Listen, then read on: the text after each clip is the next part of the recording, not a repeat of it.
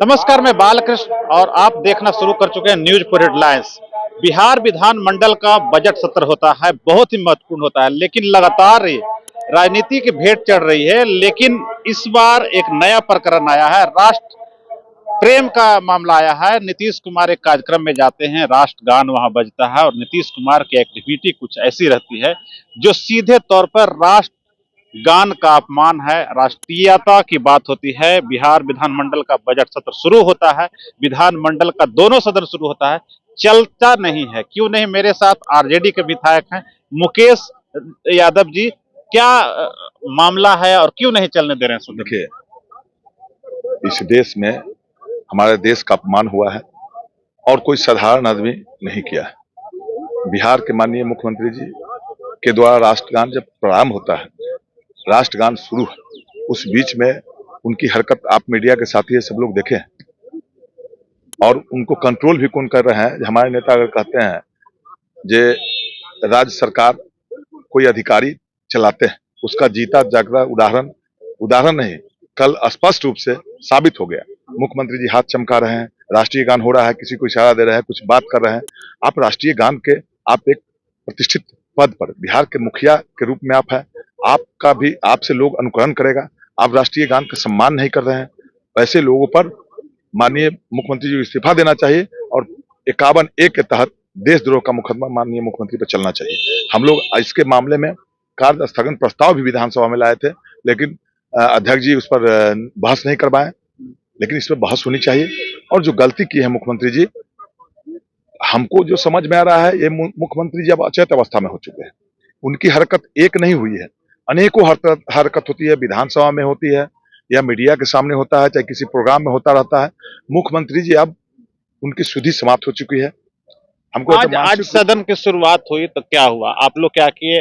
शुरुआत हुआ, क्या हुआ? शुरुआत हुई है, हम लोग कहे हैं कि ये कार्य स्थगन प्रस्ताव के माध्यम से तेजस्वी यादव पहले उठकर बोलने लगे। हमारे नेता आदरणीय तेजस्वी प्रसाद यादव जी कहे हैं, जो कल माननीय मुख्यमंत्री जी राष्ट्रीय गान का अपमान किए हैं, इस पर कार्य स्थगन प्रस्ताव पर चर्चा होनी चाहिए।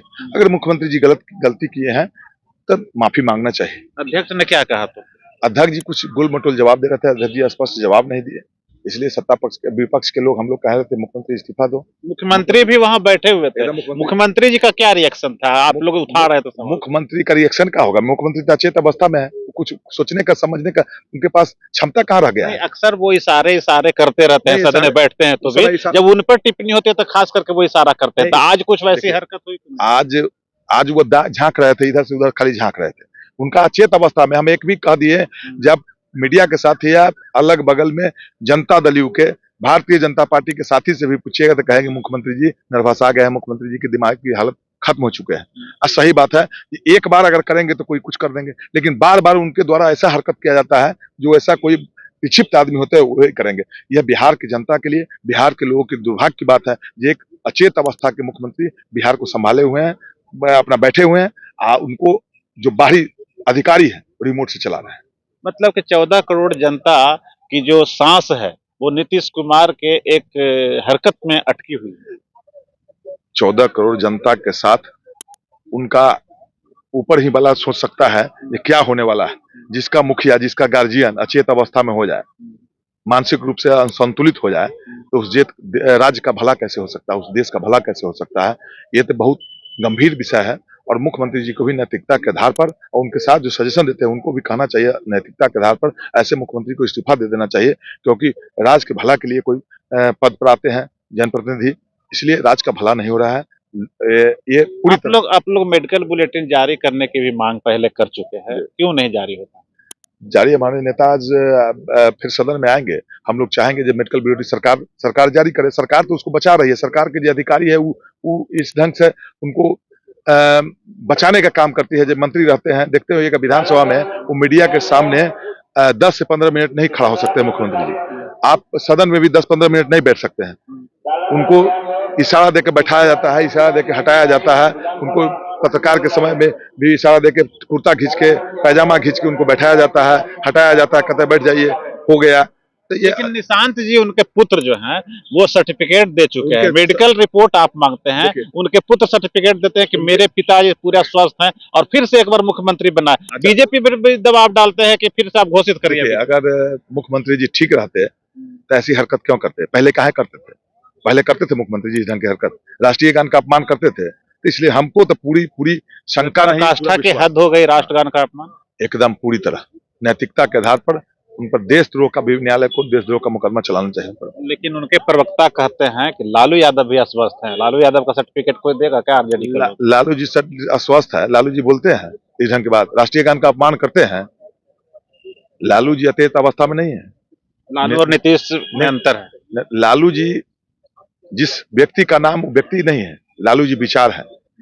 सामाजिक जो राज्य में परिवर्तन किए 90 के बाद आदरणीय लालू प्रसाद यादव जी, वो कोई माय के लाल न किया है, न कर सकता है।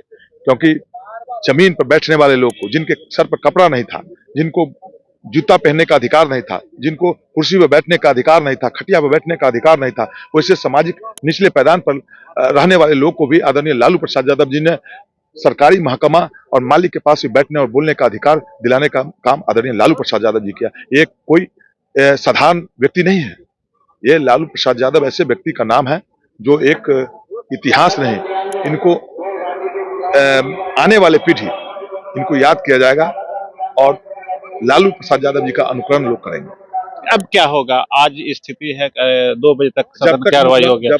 जब तक मुख्यमंत्री जी माफी नहीं मांगेंगे, उन पर कोई कार्रवाई नहीं होती है, तब तक हम लोग विपक्ष के लोग फिर 2 बजे से विधानसभा का सत्र है, हम लोग उसमें भी प्रस्ताव मांगेंगे। पहले कार्य स्थगन का जो प्रस्ताव था उस पर माननीय मुख्यमंत्री जी अपना जवाब दें। तो ये थे मुकेश यादव जी जो बाजपट्टी से विधायक हैं और इन्होंने साफ कहा है कि मुख्यमंत्री की जो हरकत है वो कहीं से भी मानने योग्य नहीं है और इस बार मामला राष्ट्रगान का है, राष्ट्रभक्ति की बात है और राष्ट्र का अपमान की बात है। और यही वजह है कि जब सदन की शुरुआत हुई है, नीतीश कुमार को लेकर तेजस्वी यादव खुद खड़े हो गए। बिहार विधान परिषद में कुछ इसी तरह का माहौल हुआ और वहां भी विपक्षी सदस्य खड़े हो गए, बेल में आ गए। उन्होंने साफ तौर पर कहा कि नीतीश कुमार, अब तो आपने खुद ही सुन लिया कि इन्होंने कहा कि जब तक मुख्यमंत्री माफी नहीं मांगता है तब तक सदन चलने नहीं देंगे। अब देखने वाली बात यह होगी कि मुख्यमंत्री का क्या स्टेप होता है या फिर सत्ता पक्ष की ओर से क्या जवाब आता है।